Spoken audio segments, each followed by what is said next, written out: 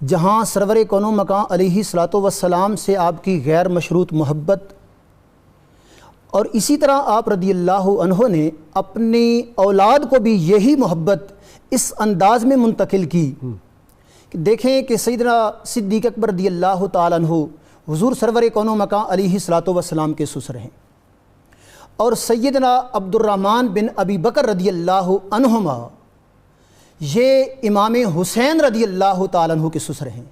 ٹھیک۔ آپ کی بیٹی حضرت حفصہ بنت عبد الرحمن بن ابی بکر امام حسین رضی اللہ تعالیٰ عنہ کے عقد میں آئیں۔ اچھا۔ اور سیدنا صدیق اکبر رضی اللہ عنہ کے دوسرے بیٹے محمد بن ابی بکر رضی اللہ عنہما آپ امام باقر رضی اللہ تعالی عنہ کے سسر ہیں۔ ٹھیک۔ یعنی کس قدر آپ رضی اللہ عنہ نے یہ محمد بن ابی بکر وہی ہیں جن کی تربیت حضرت علی رضی اللہ عنہ۔ اچھا۔ ان کی والدہ کا نام حضرت اسماء بنت امیس ہے، ٹھیک، جو حضرت علی رضی اللہ عنہ کے بعد میں نکاح میں آئیں، اور ان کی تربیت مولا کائنات علی المرتضی رضی اللہ عنہ۔ یعنی یہ ایک سلسلہ ایسا ہے کہ باپ سرور کون و مکان علیہ الصلوۃ والسلام کے سسر ہیں، ایک بیٹے امام حسین کے سسر ہیں، دوسرے بیٹے امام محمد باقر کے سسر ہیں، پھر حضرت ام فروہ جو قاسم بن محمد بن ابی بکر کی بیٹی ہیں، انہی کے بطن اطہر سے امام جعفر صادق رضی اللہ تعالی۔ یہ نسبتیں ہیں، یہ نسبتیں ہیں اہل بیت اطہار سے خاندان کی۔ جی۔ یعنی سیدنا صدیق اکبر نے جو سرکار سے محبت تھی، جو عقیدت تھی، جو عشق تھا، جو پیار تھا، وہ اپنی اولاد کو منتقل کیا، اور آپ کی اولاد میں اہل بیت اطہار سے وہ محبت رہی کہ اپنے رشتے تک ان سے اس انداز میں کیے۔ بالکل تو ٹھیک۔ یہ سیدنا صدیق اکبر کی محبت کا ایک لازوال سلسلہ تھا جو آگے نیچے چلتا رہا۔ اچھا، یہ لگتا ہے وہ قرآن حکیم کی آیت پہ عمل ہے، رحماء بینہم، اس سے ثابت ہوتا ہے، اسی ثابت ہوتا ہے ان کی باہمی الفتیں کیسی تھی، باہمی الفت ایسی، اور پھر سرکار سے محبت۔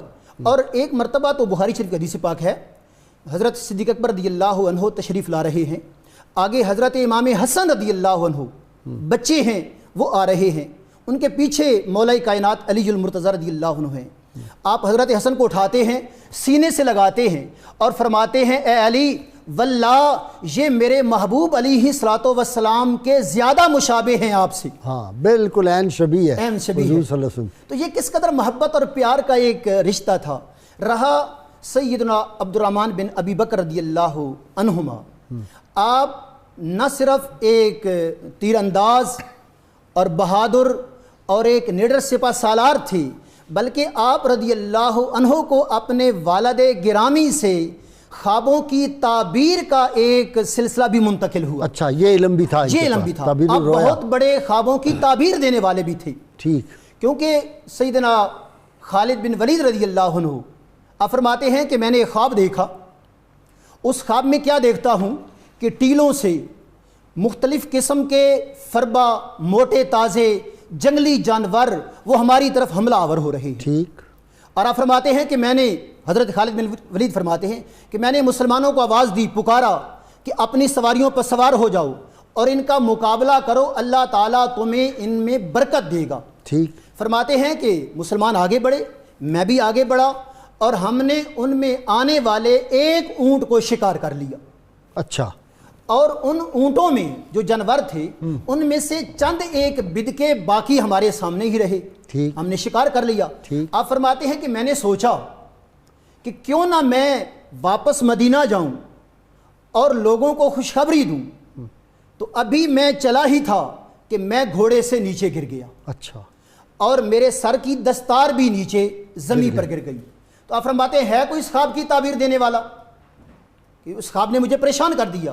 تو سیدنا عبد الرحمن بن ابی بکر رضی اللہ عنہما فرماتے ہیں کہ اے خالد، پریشان ہونے والی بات نہیں، آپ کا جو پہلے خواب کا حصہ ہے کہ جانور آئے، جنگلی جانور آئے اور مسلمانوں پر حملہ آور ہوئے، آپ فرماتے ہیں کہ اس کی تعبیر یہ ہے کہ ہمارا مقابلہ اجمی عیسائیوں سے ہو رہا ہے، یہ اس کی طرف اشارہ ہے۔ ٹھیک۔ اور آپ کا گھوڑے سے نیچے گرنا یہ اشارہ ہے کہ ہم بلندیوں سے پستی کی طرف جا رہے ہیں، بلندیوں سے نیچے کی طرف آ رہے ہیں۔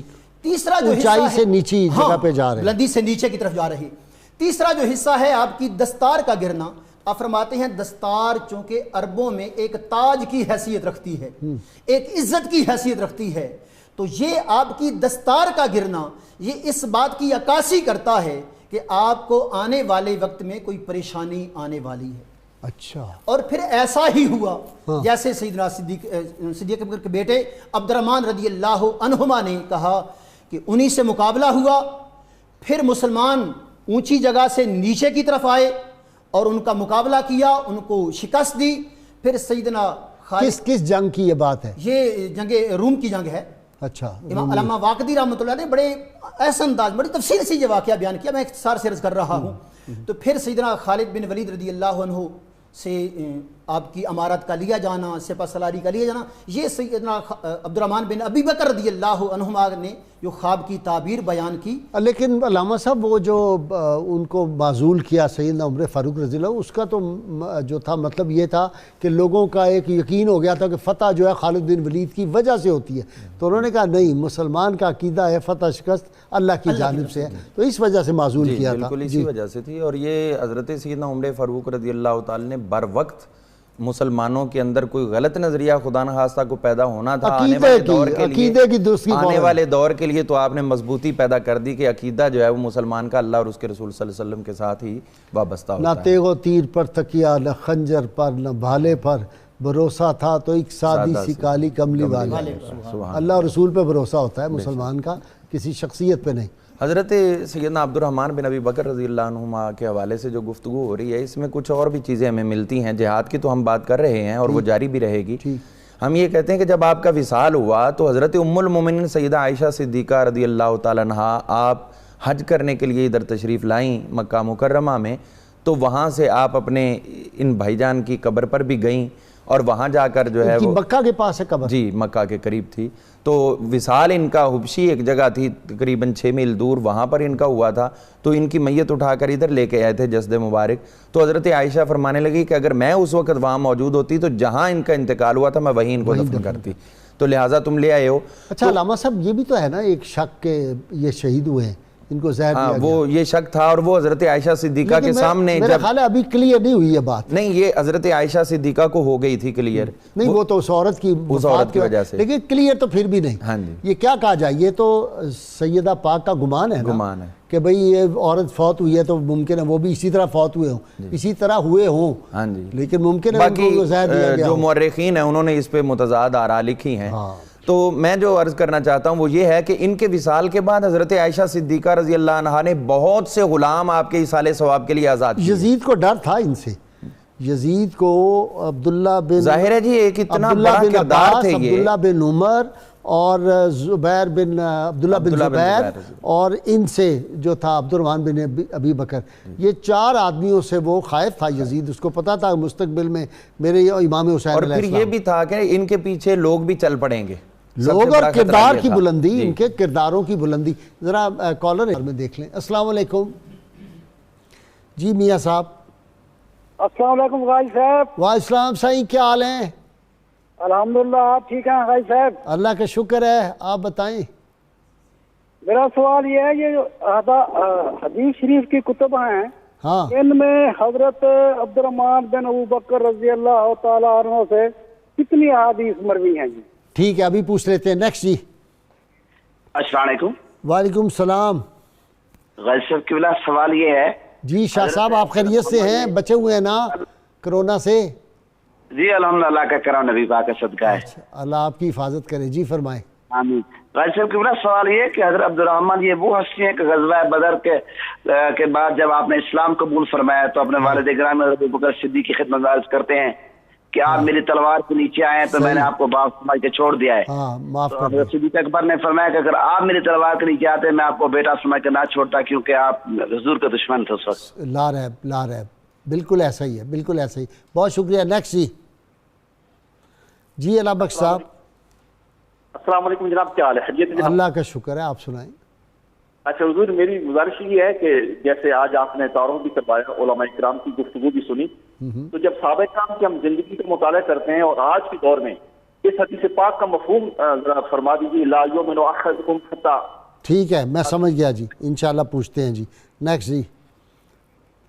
جی شاہ صاحب۔ جی ڈاکٹر حبیب شاہ سرگودا جاوریوں سے، حضور خیریت ہے؟ اللہ کا شکر ہے، آپ کی دعائیں ہیں۔ ہاں میں دیکھتا ہوں کہ حضرت برکت علی لدھیانوی رحمۃ اللہ علیہ کا یہ فیض ہے، تو میں نے آپ کی زیارت کی ہوئی ہے. تو میرا سوال یہ ہے کہ حضرت ابو بکر صدیق رضی اللہ تعالیٰ عنہ کے کتنے بیٹے تھے؟ ٹھیک ہے، پوچھ لیتے ہیں جی.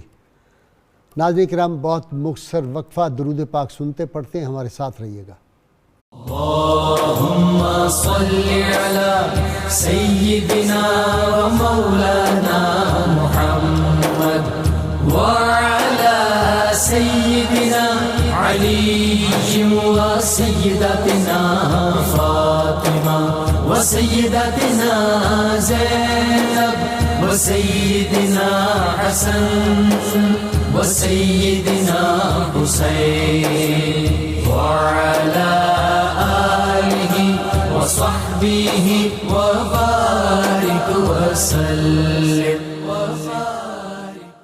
اللهم صل على سيدنا ومولانا محمد وعلى سيدنا علي وسيدتنا فاطمة وسيدتنا زينب وسيدنا حسن وسيدنا حسين وعلى آله وصحبه وبارك وسلم. فاطمة وسيدتنا زينب وسيدنا حسن. ویلکم بیک ناظرین کرام. جی مفتی صاحب، مفتی عاشق صاحب، فیاض صاحب، احادیث کتنی ان سے مروی ہیں؟ سیدنا عبد الرحمن بن ابی بکر رضی اللہ عنہما سے تقریباً 12 کے قریب احادیث مروی ہیں. ٹھیک ہے جی. اچھا جی، وہ آپ بتا دیں، انہوں نے کہا علامہ بخش صاحب نے لا یؤمن احدکم حتی اکون احب الیہ، اس کا مفہوم کیا ہے؟ مغز بتا دیں بس. جی بالکل، وہ اس کا مفہوم وہی ہے جو آپ بیان کرتے ہیں، غیر مشروط محبت اور لامحدود وفاداری حضور نبی کریم صلی اللہ علیہ وسلم. آپ کے صاحبزادے کتنے تھے؟ 3 تھے. حضرت ابوبکر صدیق رضی اللہ عنہ کے حضرت عبداللہ یہ بڑے تھے، اس کے بعد عبد الرحمن تھے، اور تیسرے نمبر پر محمد بن ابی بکر تھے، وہ جو حضرت علی کے زیر تربیت رہے پرورش پہ. جی آپ اپنی بات مکمل. میں یہ کہنا چاہ رہا تھا کہ آپ کی طرف سے حضرت ام المؤمنین عائشہ صدیقہ طیبہ طاہرہ نے متعدد غلام ایصال ثواب کے لیے آزاد کیے، اور اس میں یہ چیز انہوں نے واضح کر دی کہ انسان شخصیت جتنے بھی نیکوکار ہو تو ان کے ایصال ثواب میں، ان کے اخروی درجات میں اضافے کے لیے ایصال ثواب کی کوئی بھی صورت اختیار کی جا سکتی ہے. حضرت عائشہ صدیقہ طیبہ طاہرہ جب ان کی قبر انور پر گئیں تو کچھ لوگوں نے اعتراض کیا کہ حضور صلی اللہ علیہ وسلم نے تو خواتین کو منع کر دیا تھا قبور پہ جانے پہ، تو آپ نے اس کا جواب عطا فرمایا. یہ ترمذی شریف کے اندر حدیث پاک موجود ہے، اور تفصیل کے ساتھ المستدرک کے اندر امام حاکم نے بیان کی ہے.